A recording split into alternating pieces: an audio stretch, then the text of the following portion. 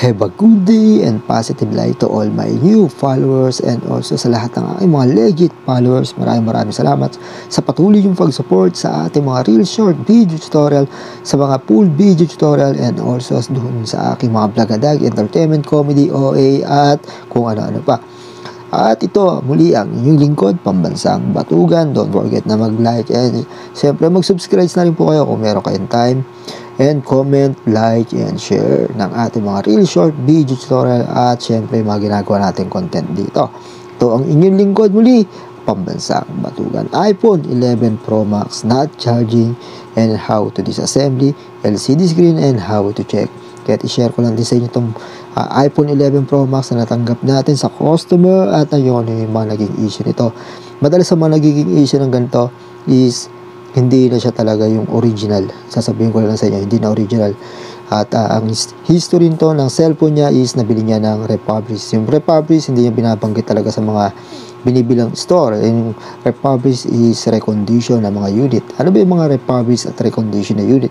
Ito yung mga parts na kung saan yung mga motherboard ay medyo malalala na yung mga problema at hinanapan na lang din ng mga ilang parts at syempre inassemble para ibenta sa merkado ng mas mababang presyo. Kaya kung bakit bumababa ang presyo ng iPhone dahil sa mga ganitong unit at klase ng cellphone na Republis or recondition. As in Republis, medyo mas malala sa tinatawag natin second hand na as in ginamit ng isang customer o ng isang tao na binili niya ng brand new sa mga legit store. Kaya mag-iingat kayo palagi sa mga ganitong klase ng unit na Republis at recondition na mga binibili niyo. At kasi medyo nakakatakot yung once na nagkaroon ng ganitong mga issue dahil unang-una is Republis na nga, recondition na nga yung mga parts niya, nanggaling na rin sa kung saang full restore na yung mga parts nila is ni-repair na lang din. At nakailang beses tayo maka-experience ng mga ganitong unit na Republis, hindi nila alam kung ano yung tawag doon sa Republis na binili ng unit. Kaya naipaliwanag lang natin ng mga ganitong issue pag nabubuksan na natin o kaya nadadala sa akin.